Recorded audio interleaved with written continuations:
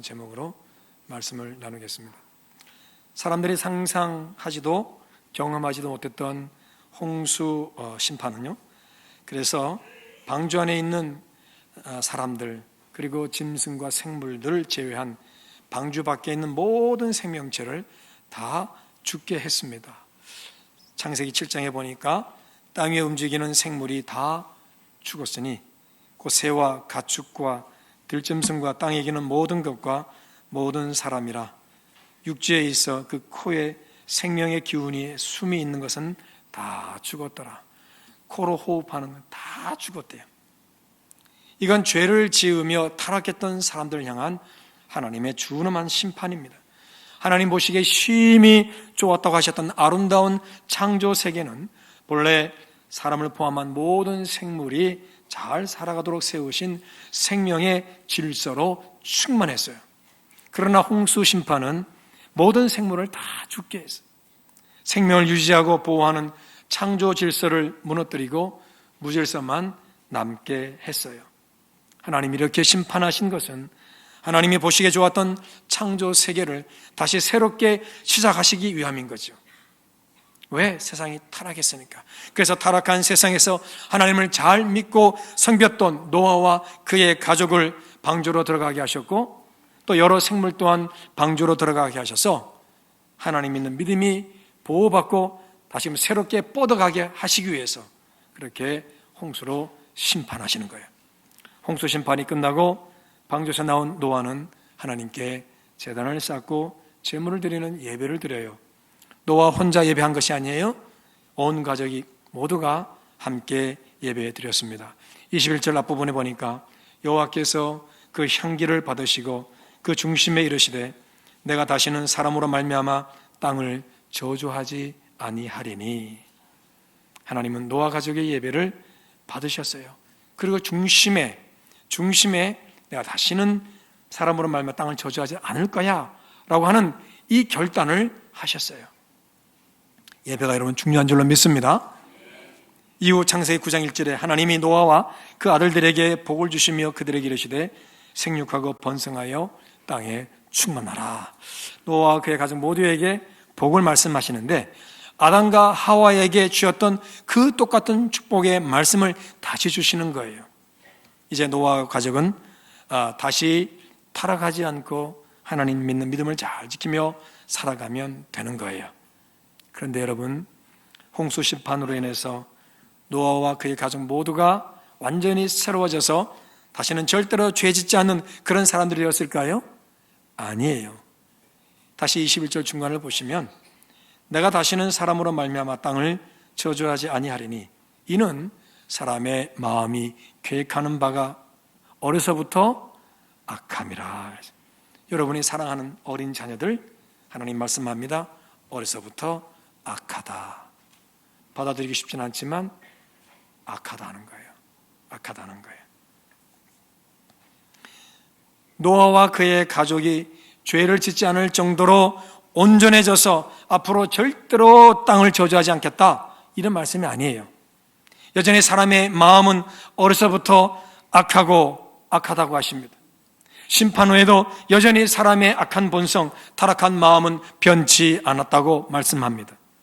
그런데도 하나님은 다시는 홍수 심판과 같은 심판으로 모든 생물을 멸하지 않겠다라고 말씀하시고요.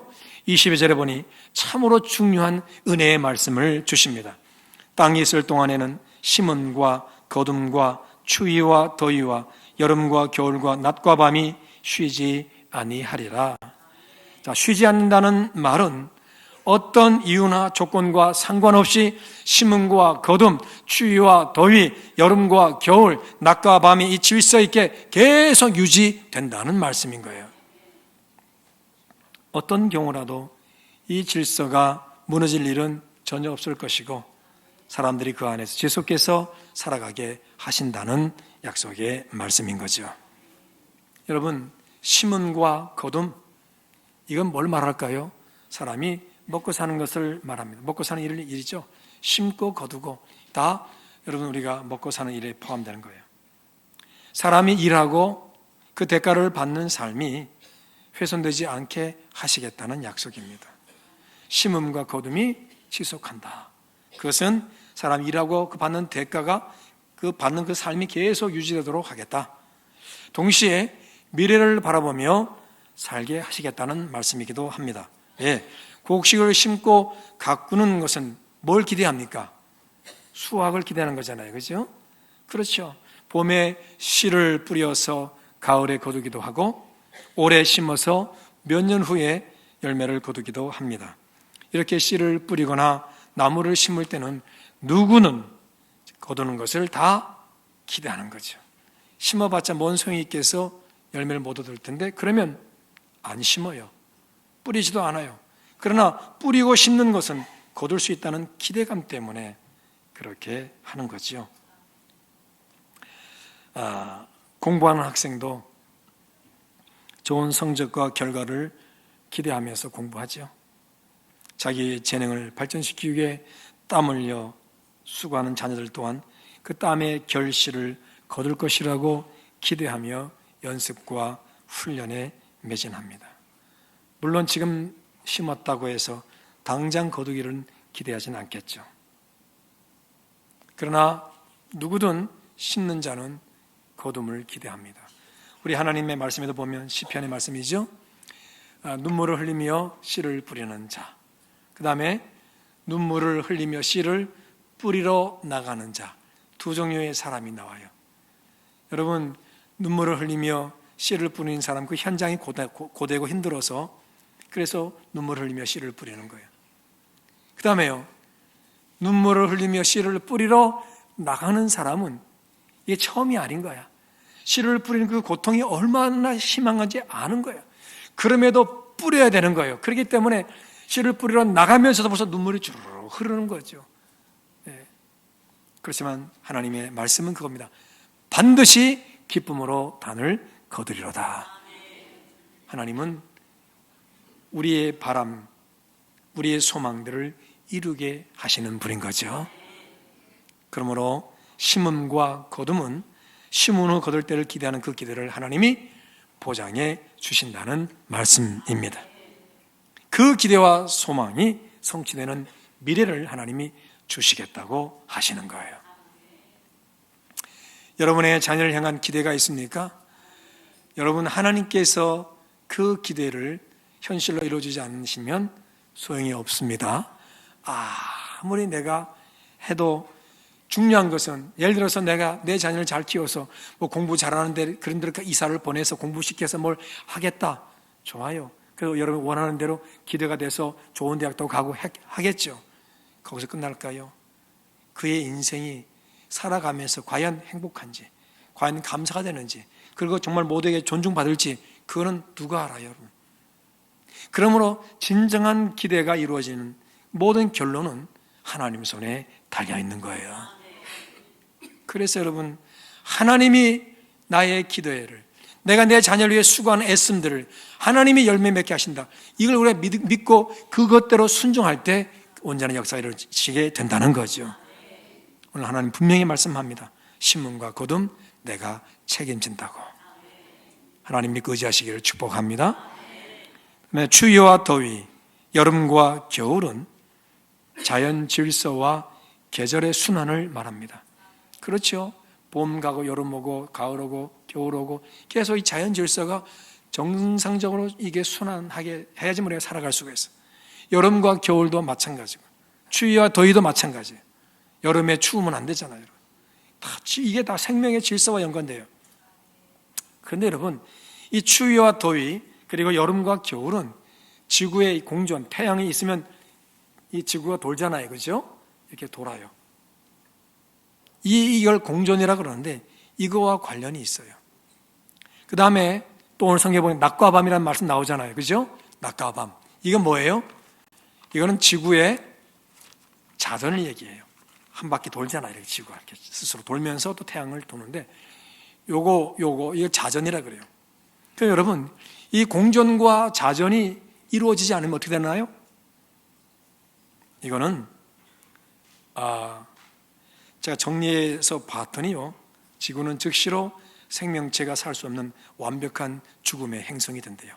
대폭발이 일어날 것이고, 태양 쪽에 있는 지구는 영원한 낮이 되고 반대편은 영원한 밤이 되고, 낮 지역은 기온이 수백 도까지 올라가서 바다가 끓어오르고, 밤 지역은 영하 수십 도까지 내려가서 암흑지옥이 된대요. 당연히 이게 돌지 않으니까 시간이 멈춰버리고 결국 2달여 만에 이 지구는 태양의 중력에 이끌려서 태양의 바다에 쏙 빠지게 된대. 그래서 완전히 사라지게 된대요. 우리가 쉽게 생각하는 추위와 더위, 여름과 겨울, 낮과 밤, 이런 것들이 아예 존재 자체를 할 수가 없다는 거죠. 이걸 방지하기 위해서라도 하나님은 어떤 경우라도 하나님 창조 질서인 지구의 자전과 공존의 역사를 멈추지 않겠다고 하시는 거예요. 물론 땅이 있는 동안이라고 한정을 준 거 보면 반드시 하나님의 심판이 때는 오겠지만, 그러나 그 심판 전까지는 절대 하나님은 이렇게 우리가 살아가는 환경들을 책임져 주신다고 말씀합니다. 그러므로 심고 거두고 생계를 이어가며 미래를 소망할 수 있는 것, 여름과 겨울처럼 계절이 순환하고 그에 따라 더위와 추위 같은 자연 질서가 유지되는 것, 또 낮과 밤의 시간이 지속하여 하루가 보장되는 것, 우리에게는 놀라운 축복이 아닐 수 없는 거지요. 하나님은 사람의 마음이 어려서부터 악하다고 하더라도 이 땅에서 머물며 살아갈 안정성을 온전히 분명하게 보장하신다고 말씀하십니다. 지구를 멈추게 하겠다는 식의 엄포나 위협을 하지 않으시고요, 우리의 삶이 지속하도록 돌아보신다고 말씀합니다. 이런 하나님의 약속은 우리의 선하고 의로움 때문이 아니에요.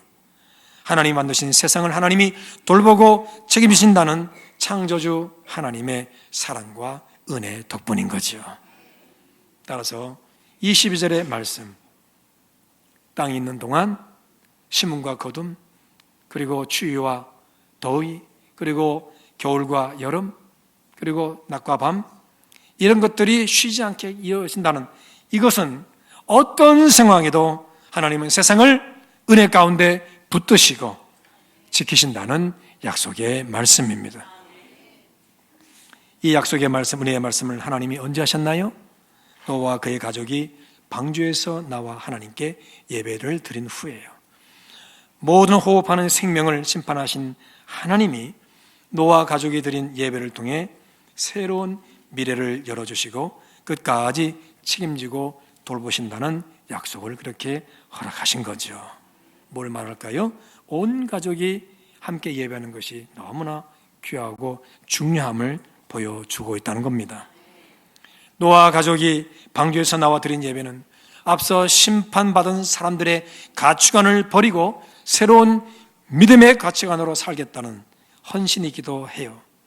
노아 당시 사람들은 창세기 보니 이런 말씀이 있어요.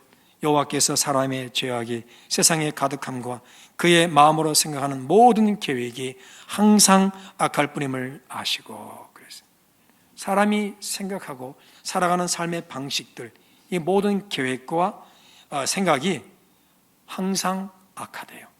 여러분, 이 말씀 보이세요? 모든 계획, 그 다음에 항상 악하다. 여러분, 모든, 항상, 이건 여러분 별로 안 쓰는 게 좋을 것 같아. 사람에게는.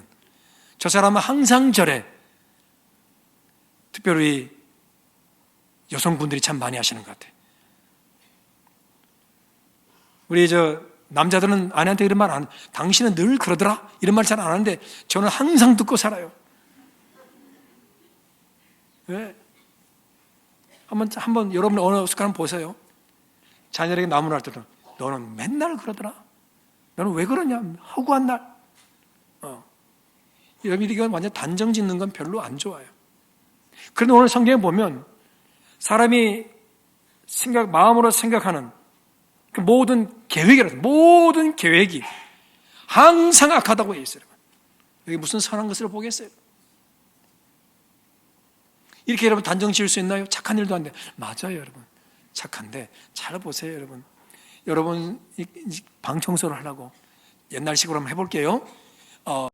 걸레를 손에 쥐고 있는데 이 걸레가 너무 더럽고 오염됐어. 짜면 꾸주물 줄줄 나오는 거야. 그러면 그걸 가지고 여러분 청소한다는 마음, 청소한다는 마음은 좋아요? 좋아요. 청소한다는 마음은 좋은 거죠. 문제는 뭐예요? 어떤 걸래? 더러운 걸로 닦는 거야. 그러면 닦으면 닦을수록 이 오염 범위가 좀 넓어지는 거예요. 그 말씀을 하고 있는 거예요. 여러분, 옛날이라고 착한 일 없었을까요? 최선을 다해 열심히 살아보려는 그 노력 없었을까요? 이 안이 어려서부터 악한 거야. 악한 거야. 타락한 거야. 그러니 좋은 마음으로 뭘 해도 결론 가지고는 오염되는 거예요.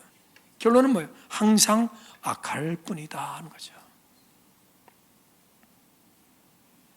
이 사람들은 마음에 하나님 두지 않고 살아가면서 모든 계획이 항상 악했던 거죠.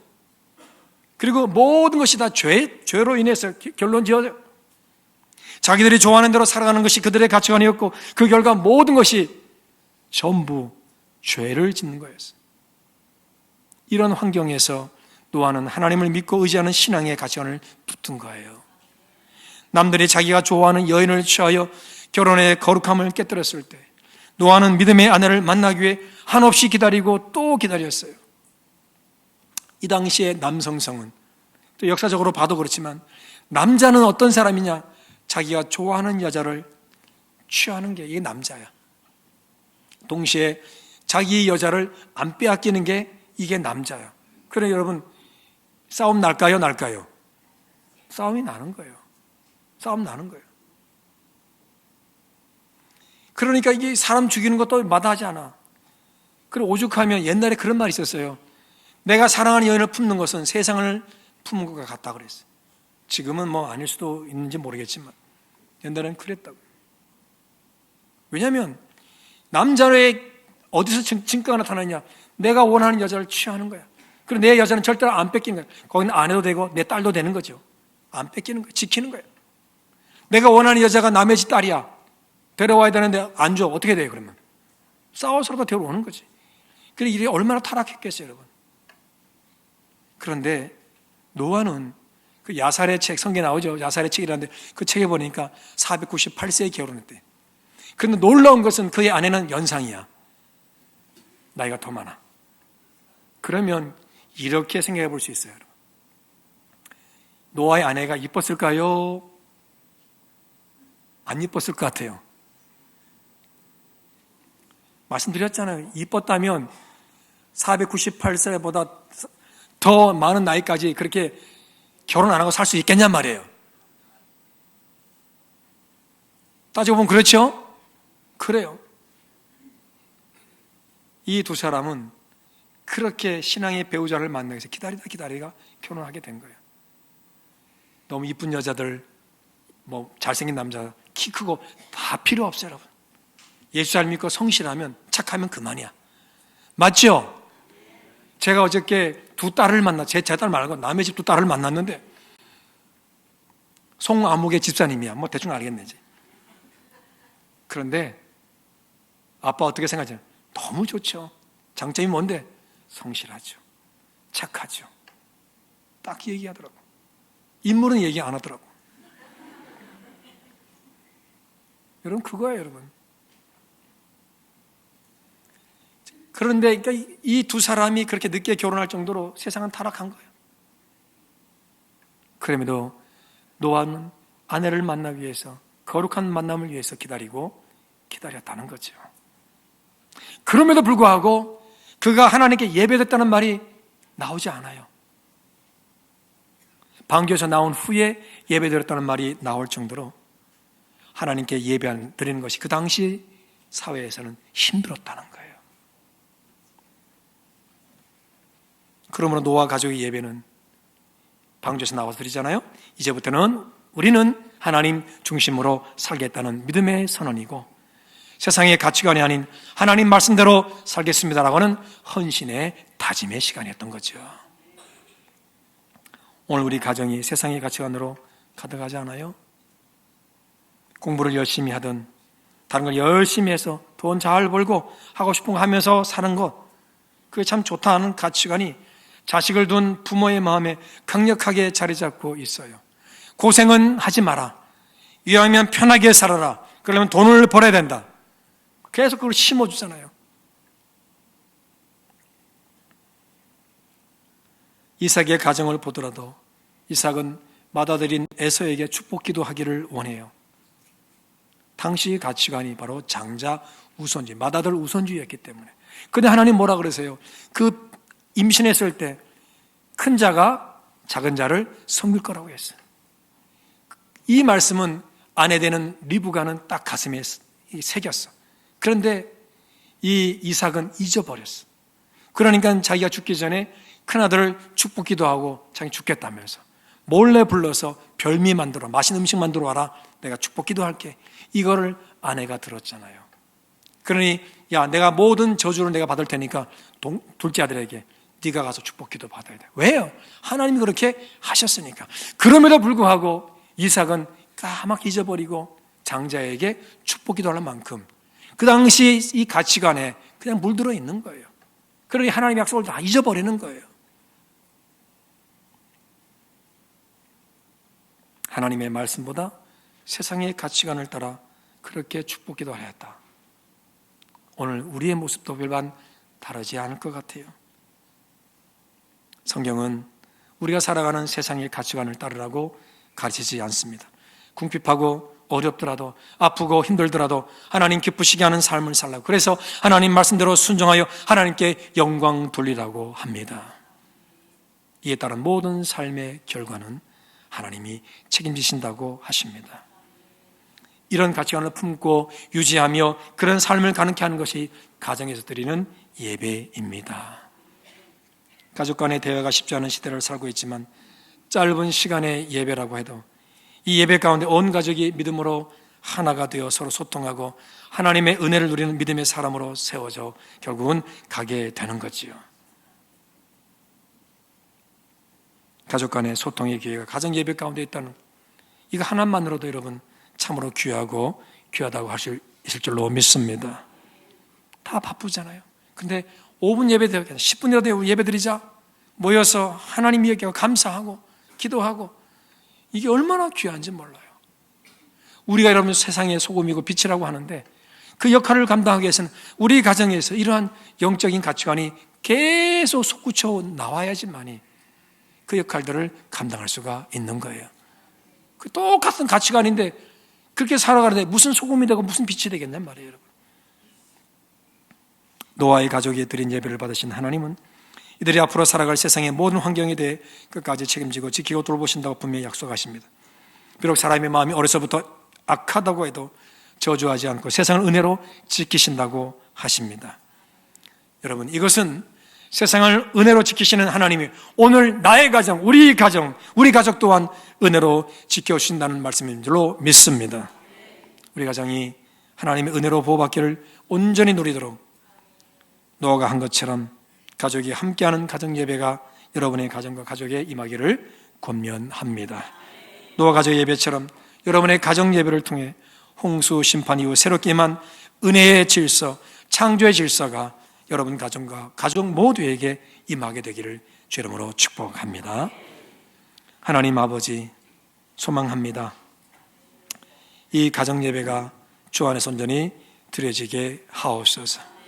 하나님의 거룩한 역사 속에서 하나님의 거룩한 말씀의 가치관을 붙들고